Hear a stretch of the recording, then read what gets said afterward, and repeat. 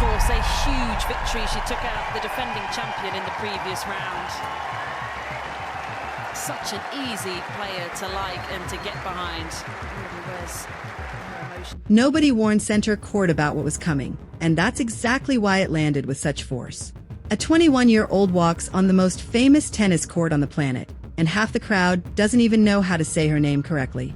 10 days later, that same crowd is on its feet, waving flags nobody remembers packing, while people back home set alarms for 3 in the morning just to catch the highlights on loop. What unfolded in between felt like history rewriting itself in real time, and the real twist here isn't the win. It's what happened after the loss. Rewind 8 days. Nobody had her circled on their bracket. She was a footnote, a polite mention for round 1, maybe round 2 if things bounced her way, then quietly gone before the second week started. That was the script everyone else had written for her. She never agreed to it. She grew up playing on courts that weren't always full-sized, in a country where raw tennis talent has always outrun the infrastructure meant to support it. So when she finally stepped onto grass this historic, nobody quite knew what the occasion would do to a player like her. Then everyone found out.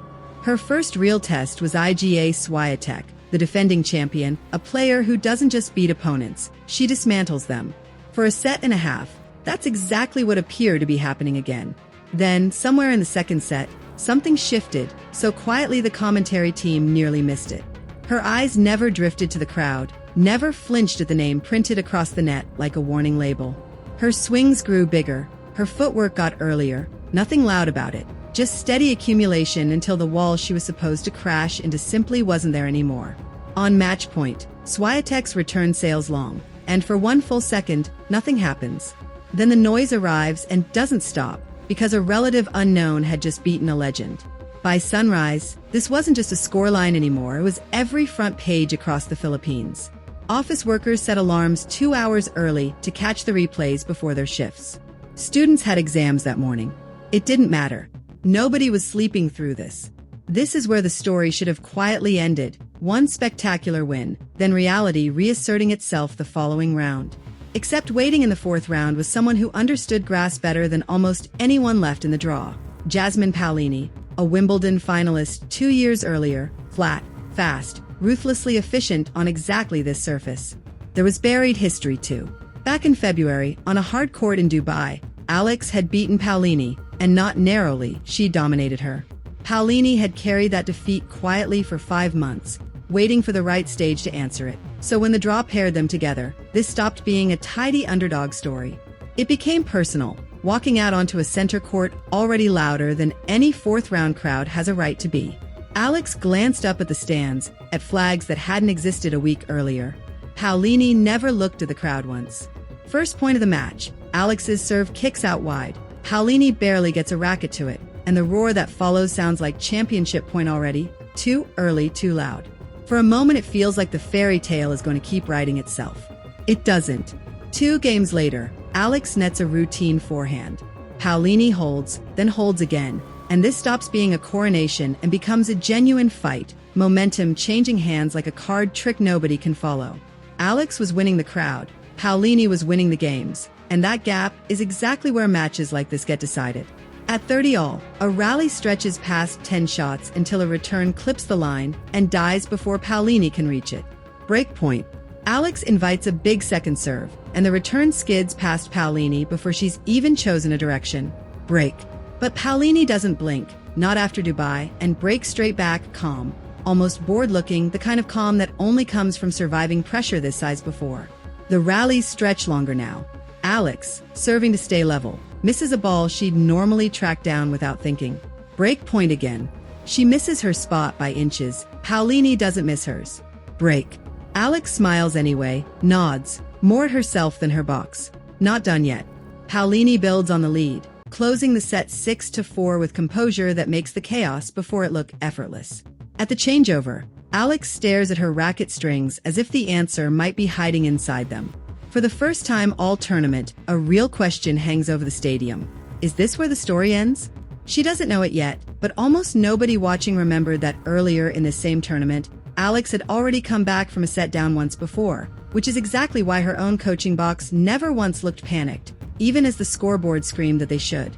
She walks out for the next set like a different competitor, freer, stepping inside the baseline on Paolini's second serve, stealing time before Paolini can use it against her.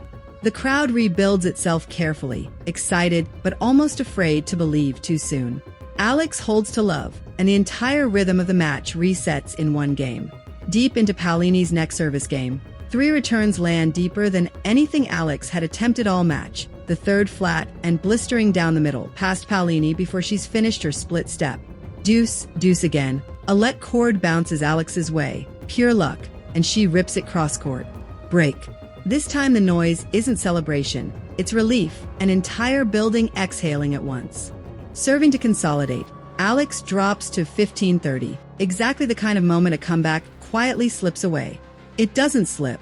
2 clean first serves and a forehand winner seal the hold, while in the stands a small cluster of Filipino fans who flew in on almost no notice film with hands shaking too hard to hold the camera steady. Paolini digs in, trading holds right back, but the momentum has shifted for good. Set point on her own serve, wide serve, short reply, a clean forehand rocketed into open court. Second set to Alex. Match level, and a flag in the crowd gets raised, so high its holder nearly loses balance. That should be the moment the underdog story finishes writing itself the way the stadium wanted. Except tennis doesn't care what anyone wants, and the deciding set that followed fell heavier, tighter, every point carrying weight the first 2 hadn't. Paolini had already lived through a deciding set on this exact court, in her own run to a Wimbledon final 2 years earlier. Alex hadn't, not at this level, not with this much riding on every shot. She kept swinging the same fearless way that had taken down a Grand Slam champion days earlier, but Paolini started reading the patterns a half step earlier, anticipating the cross-court forehand before it left the strings, a small adjustment that changed everything. Midway through the set, Paolini finally gets the break she'd been hunting since the first point of the match. 2 impossible retrievals keeping the game alive before a backhand clips the tape and falls the wrong side. Break. Yet center court doesn't turn against Alex, it goes quiet instead, willing her to find something extra. She saves break points with fearless first serves that shouldn't have landed but did. Still smiling, still not done. Serving at 3-4, she faces the hardest stretch of the 2.5 hours. Deuce, deuce again, a rally past 15 shots, until a backhand sails just long on break point. Paolini serves for it at 5-3. Alex attacks every return, refusing to give away a free point, but Paolini has done exactly this before on courts exactly like this one, and closes it out the way only someone who has reached a Wimbledon final knows how. 1 clean serve, 1 final forehand. 6-4, 4-6, 6-3. 2.5 hours of the most gripping tennis the tournament had produced, and it's over. Here's what almost nobody expects next. She doesn't collapse, doesn't cry. She walks straight to the net, shakes hands, shares a warm, genuine embrace with the woman who just ended her run, and the entire stadium rises, not for a champion lifting a trophy, but for a 21-year-old who spent 2 weeks completely rewriting what people believed was possible for her. She leaves London as the first player from her country to ever reach the 4th round of Wimbledon, a record that didn't exist 2 weeks earlier, and now carries her name permanently. Clips of the win over IgaSwiatek were already racking up millions of views before she'd even left the grounds, and footage of her fighting back to level the match against Paolini spread just as fast. Here's the twist that matters more than the scoreline. The scoreboard says she lost, but watch those 2.5 hours again, and you'll see a player who refused to be intimidated by a legendary name across the net, who clawed back from a set down against an opponent with real personal motivation, and who pushed a decider all the way to the final game while an entire country stayed up past midnight to watch. Paolini walked off having finally answered the one result that had bothered her all season, and she'd need every bit of that composure again within days, since the quarterfinals meant another dangerous opponent, another full house, another chance for someone else's story to try ending hers. Her coach stood near the tunnel, arms crossed, watching her walk off court. She picked up her bag, took one last look around center court. The applause still hadn't stopped, and it still hasn't, if you ask anyone who was in that building. 2 weeks earlier, nobody across the net from her would have thought twice about her name. That changed in front of the entire sport twice, against a defending champion and then a former finalist, before cameras that had barely learned to pronounce her name until that first IgaSwiatek point sailed long into the London sky. Results fade fast in professional tennis. Most players who have one incredible week get forgotten within a season if they don't back it up. But some results carry weight regardless of what comes next, because this one never measured a ranking or a bracket position, it measured belief, hers and an entire nation's, built match by match over 2 weeks nobody saw coming. She walked down that tunnel, out of the light, out of the noise, and center court was already resetting itself for whatever came next. Except this time it won't be forgotten so easily, because everyone in that building now has a name they didn't know 2 weeks earlier, and they're not going to stop watching for it.